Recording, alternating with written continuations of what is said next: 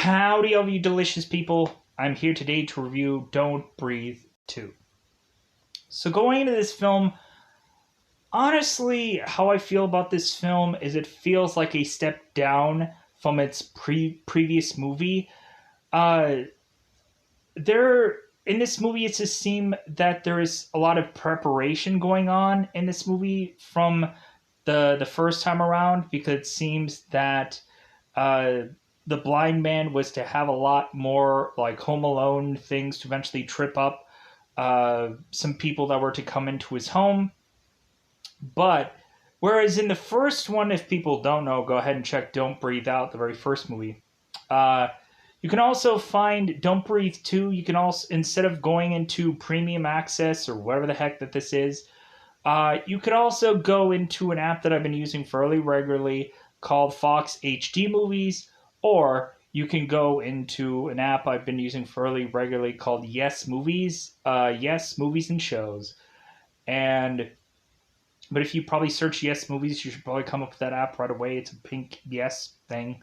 So, how did I feel about this film? Well,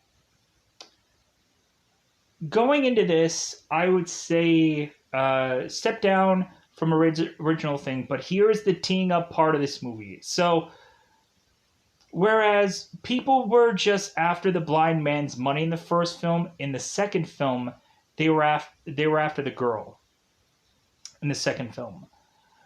And eventually in spoilers, I will say why. If eventually you could probably figure it out from the first movie. So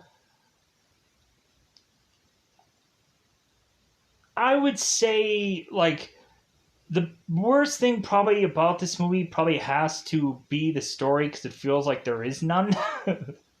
Like it just feels like, man, I can't wait till we get somebody breaking into this guy's home and fighting it out because that's all they have. It feels like in this movie there is no moments where they're to be in complete darkness for you to not see what's going on. Uh, so big ups to that. This movie is really dark though. I tried to get like a bootleg version of this movie to try and be able to use it, and so I can review the movie. And all of a sudden, I'm like, man, this movie is too dark for this bootleg version for me to see anything.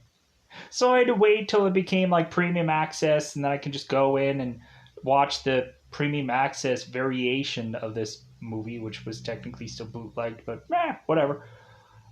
So let's I guess we can probably tee this up a little bit more. Like there isn't much to say about this film other than it's just another like it's familiar territory, but it's a different kind of approach. And again, this is the same story of the good guys to be bad, but also the bad guys to be bad. Like, so everybody is not going to be a good person in this movie still. Uh, but if anything, you could probably maybe invest in certain people more that they've been technically been set up. So instead of me just saying bad guy is good guy and bad guy is bad guy because it's obvious, like there is no good guy in this movie, but still, uh, it seems that the blind man isn't doing the exact same thing of what he was doing from the first movie. So there's that. So yeah, I think that's all that I'll say. So eventually we'll leave something for cryptic or spoiler version of this because really there's not much to talk about this in spoiler sense either. So and I hope that I'll be able to get most of this correct. There might be some characters here that I might have not have been still be familiar with while watching this movie because I didn't have enough time in the sun. Anyways, let's go into this. It's double five time territory because it is this thing called spoiler time. Spoiler time. It's about that time I'm going to spoil this movie. So, beginning of this film, we are to really just have this character who in IMDb is to be called Phoenix, But I think she goes through a cluster of a bunch of names in this movie for obvious reasons that eventually I'll talk about. So Phoenix is to be running off and is to be doing this survival like task where she is supposedly to run to get this gun and to try to save herself. And so the end goal is to get this gun and hold on to it. So Phoenix is to go off, and eventually she's to be chased by a dog. She's eventually going to go to this car. She grabs this gun, gets out of the car, and the blind man is to take the gun from her. And the blind man is to tell Phoenix, like, you failed. You failed this. You failed this exam. You failed this survival thing. And Phoenix is just like, wait a minute. Like, no, I got the gun. But the blind man is like, well, but I easily took that from you. So you failed.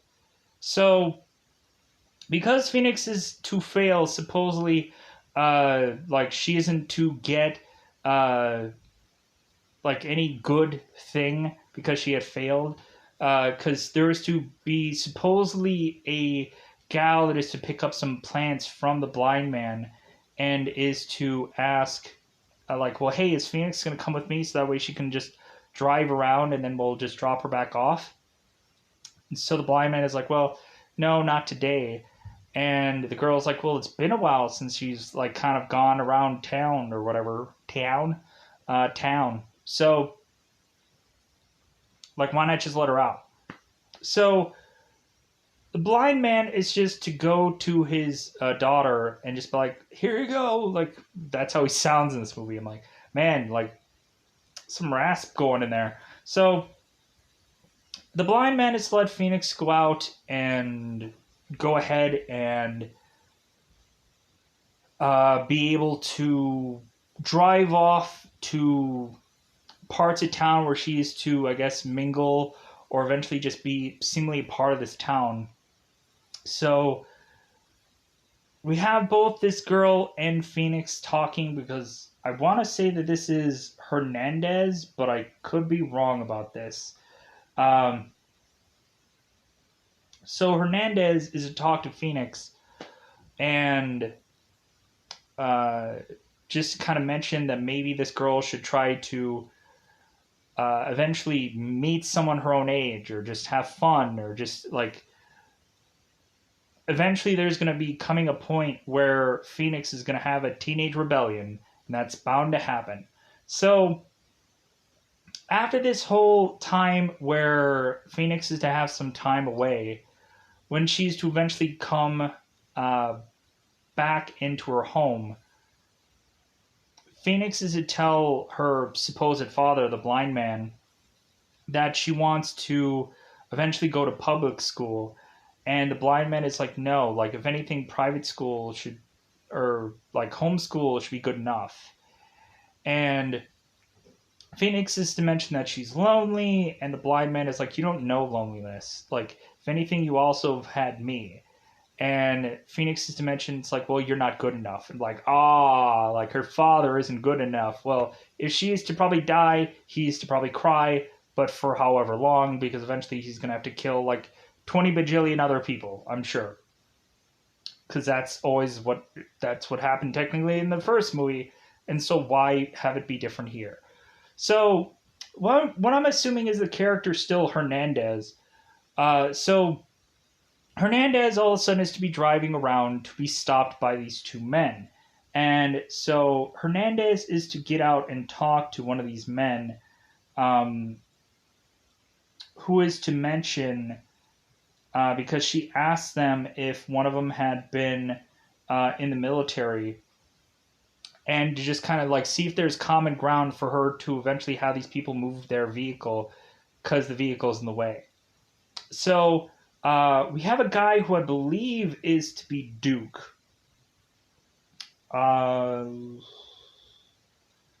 Yeah, let's say it's Duke.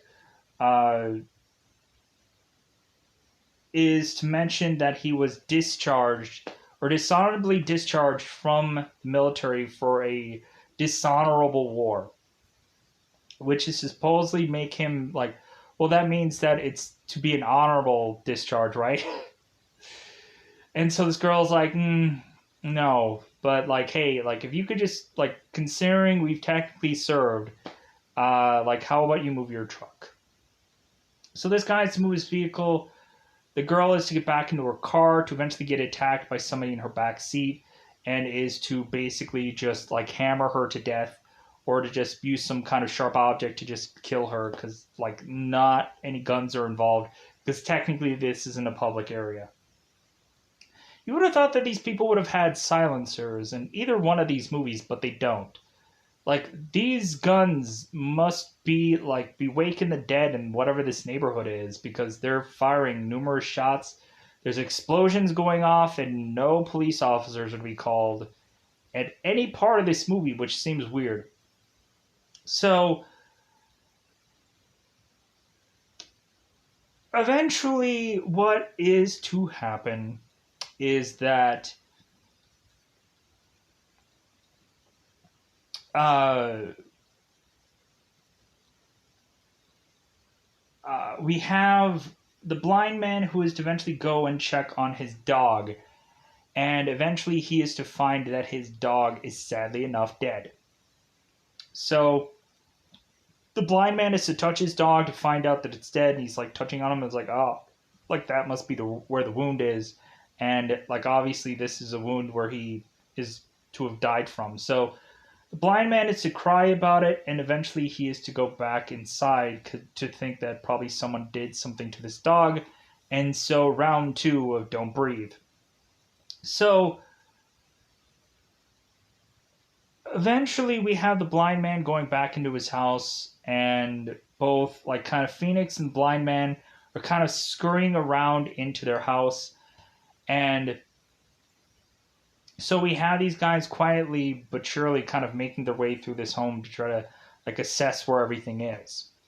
And there isn't to be one room that is to all of a sudden lead to a ladder, which is to lead to some tunnel, which is to lead to some like secret room, uh, like seemingly like in the first one. No, eventually this is to just lead to there being like some kind of like basement or whatever. So the blind man is to eventually have to forcibly like start to take out some of these guys, and eventually he gets stabbed also in the arm.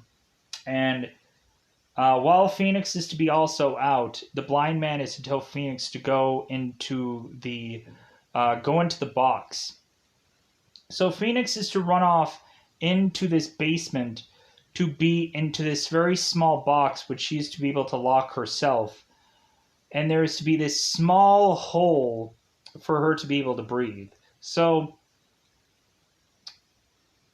we have a character who is to eventually find Phoenix, and so this guy is to, of course, want this, of course, box open that of course this girl is to be in.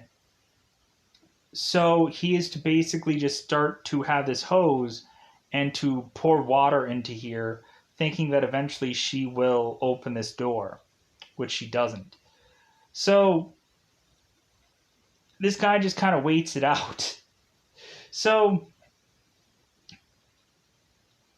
eventually the blind man is to start taking some of these guys just out temporarily. There's to be this one guy who is to come in this part of this house. And so the blind man had used super glue to kind of tape up one of his wounds. And so one of the guys who was to come in, who I believe is Jared, is to come in. And so we have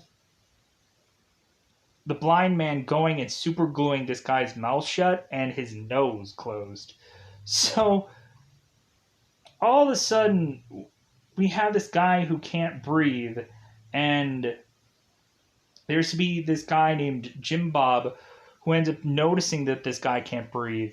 And so he's like, hey man, wait a minute. And so he grabs this screwdriver and is to poke a hole through this guy's mouth, so that way he can technically breathe, even though blood is technically coming out of from that spot. So Jared, who eventually is to go and break this glass and then open up his mouth so he can breathe better. This is like, you know what, I'm gonna kill this guy. Like, how could he have done this to me? So all of a sudden, uh, we we come through here, and now they're like, dude, we're gonna freaking get this guy. So the blind man is to eventually go to where Phoenix is and try to protect her. And what has to happen is that this guy, who I believe is still Duke, but I could be wrong about that, is going to put a electrical like thing into this water for this girl to forcibly open this thing up, and still she won't. So, but all of a sudden the blind man comes down there, and that's what interrupts this guy from doing this. So what ends up happening is this guy is to release, I think, some like propane tank or some kind of like gas tank of something. To me, it just kind of looks like a flashbang grenade or something, like some kind of grenade of sorts. So all of a sudden he tosses that, and the guy's like, yeah, smart guy. Like, I'm assuming, because if this guy was to fire off this, then eventually it would spark some fire and he would just be in flames, because I think it's like some propane thing or something. So uh, what eventually this leads to is that uh, eventually the blind man is to eventually find the cord that the guy was to use, and so eventually that is to actually spark an explosion where the blind man is to be behind this table to not be affected by, and so this explosion ends up going off, killing this guy instantly. And so now the blind man is to realize that there's seemingly water coming into this box, so he is to tip this thing over and forcibly open up this box himself, and to try and like do some kind of variation of patting this girl to eventually knock the water out. And so that just leads both the blind man and Phoenix to just like, okay, we're gonna just stick together, because if we are to separate, we're like, one of us are probably eventually going to probably die, so it's probably best for us to be together. So uh so both Phoenix and the blind man are to eventually go into this greenhouse, which is to eventually now help us understand what the heck that this story is. So eventually the guys are to come into this greenhouse trying to find the blind man and Phoenix. And so uh, the blind man is to take Jared out, the guy with the super glue like over his nose and whatever. So the blind man is to just decimate this guy, like stabbing him with all kinds of things, taking him out with a shovel, just beating him to death with a shovel. And so once all these other guys start coming in with all these shotguns, the blind man is to run off and to run through this one window, leaving Phoenix by herself.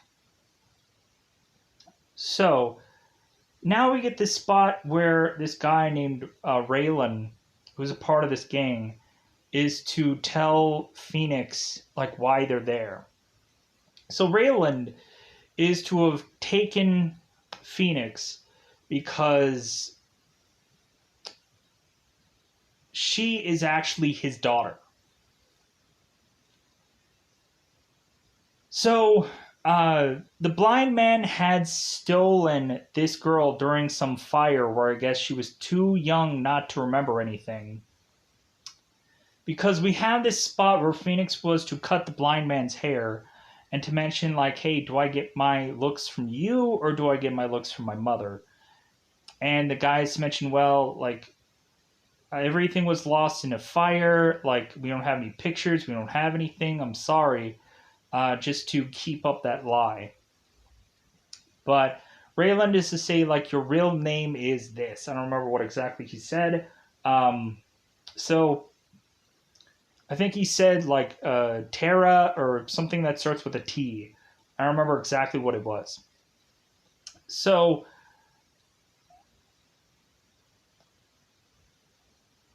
so Raylan is to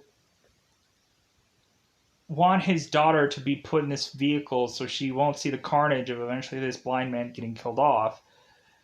And so they end up taking her and they end up like trying to eventually like put her into some like vehicle, but I think she ends up kind of like there's some spots where she is to not really trust these people or to not easily go with them, but eventually she does. There is this also this one part where she is to be in a room where she is to be outside the window and she's kind of like scaling this like part of this house, which I'm like, good God.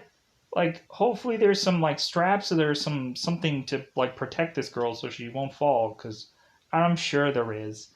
But anyways, so Phoenix is to eventually be pushed on to uh,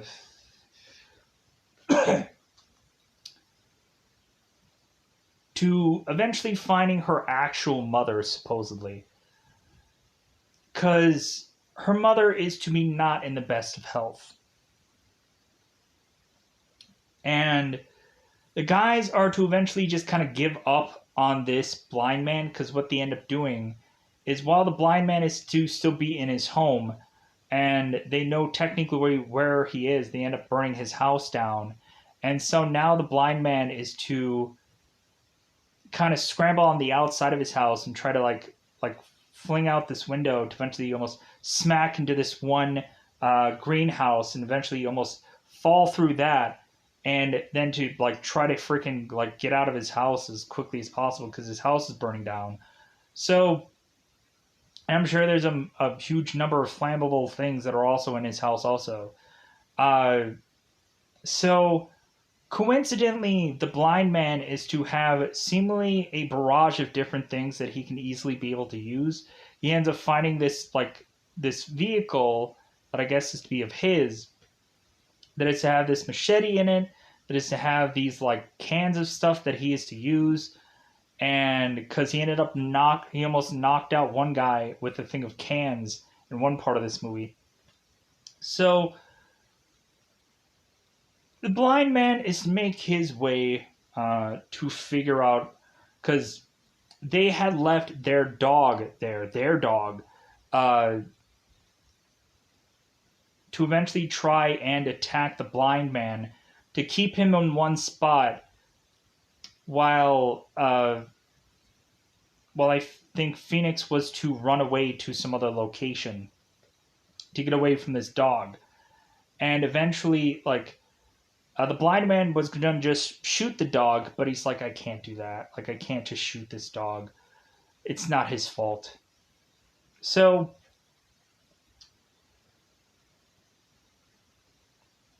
like, I think that's a spot where Phoenix is go out the window and kind of crawl to the other side. I think that's the part in the movie. So, and I just don't understand. Anyways, pushing on. So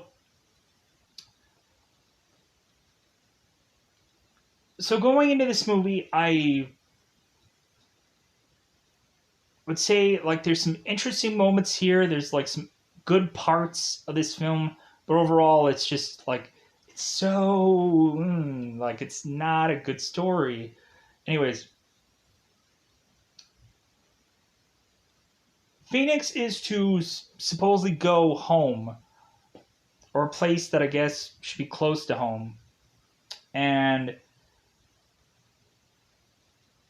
she is to find her mother, and her mother is in poor condition because we find out that these guys were to be drug dealers and that supposedly one of their like cooking stations or one of their cooking places ended up backfiring and it ended up leaving the mother who I guess is the cooker of all this, in poor health. So now supposedly this woman needs a heart transplant, and this girl, I guess, is the only one to be able to deliver this. So Phoenix is to be okay with giving up her own life for her mother's health, and everyone is just kind of okay with that. And Raylan is just like, yeah, you're doing something good here. It's like, no, because the other guys are to just kind of to admit that, hey man, like basically like this girl needs to get in better health because she's like coughing up blood. And so if she's to be dead, like what we're doing is to basically be dead. And then we might as well have to forcibly go off and figure a new line of work. So basically, this girl being alive is keeping this drug dealing thing rolling. And they needed this girl's heart to keep the ball going of this whole drug deal. So no matter how many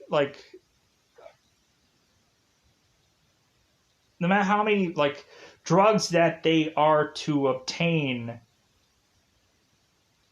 after this, it's like a mother still killed her own child just to continue living, which seems like a awful thing to do.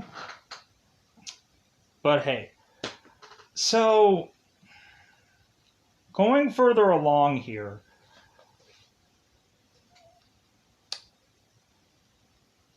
we have the blind man who is to make it back to this person's house, and Raylan is to not figure out how exactly that this guy found this house, but the blind man had the dog, so she'd be able to get to this house.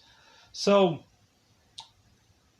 the guy gets back to this house, and that just leads to a shootout where the blind man is to shoot every bad guy who is to be left, with the exclusion of Raylan,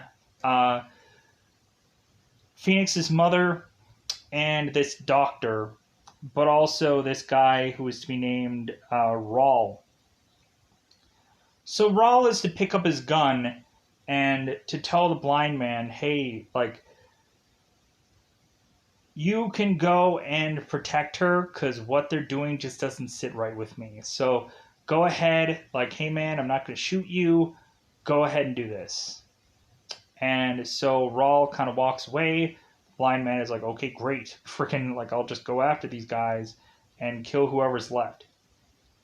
Because the blind man is to turn all the power off for this home, and so that's why they all go back down to where the power is to try to shut it back on. But the blind man is to kind of just shoot whoever is there to kill the power again. So, I think he ends up like slicing them with the machete to just kind of like take out the power and all, like, whatever. So blind man is to go up and is to take care of business. So really we have eventually that Phoenix is to be handcuffed to her mother, and her mother is to be in some wheelchair, and there to be some spot by the pool in this house. Really, I guess this house had some indoor pool for whatever reason. So the doctor was an easy thing to kill off, and so the main thing is for the blind man to go toe-to-toe with Raylan, but to also deal with Phoenix being handcuffed to this wheelchair woman. So what is to eventually happen is that Phoenix is to be hanging from this pool with her mother being handcuffed, and her mother is to basically pretty much be dead anyways. So Phoenix is to chop off her mother's hand so that way she can get free. And then Phoenix is to also help try and kill Raylan, because Phoenix still has this machete, and so while Raylan is trying to or when the blind man is trying to hassle with Raylan, Phoenix comes from behind and stabs him with this machete to try to help kill this guy off. And so the blind man is to easily take care of Raylan, and everything is to be okay. And so the blind man is to tell Phoenix, it's like, well, hey, like, you know what? Like, I may not be a good man, but like, and I also like stole you from your mother. Like, everything that they had probably said to you is true, but like I'm still like going to want to be like your dad either way. So what is to eventually happen, because Phoenix was to eventually just want to go to this foster home instead of either going with Raylan or going with Blind Man.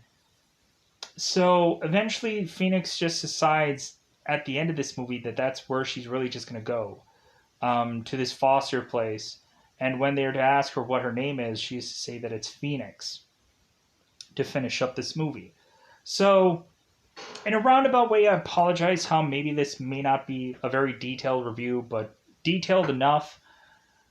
Uh, this movie was just okay in my mind because it was just kind of boring.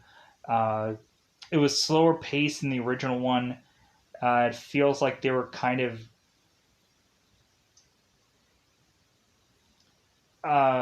like they slowed down a lot from the previous movie, and there's stuff that I really just can't buy anymore that this guy is to just miraculously do. Uh, but the blind guy, I mean, so we'll see if they continue to do movies of this. We'll see where this goes. But anyways, I think I'm to get out of here. Bye everybody. Bye everybody.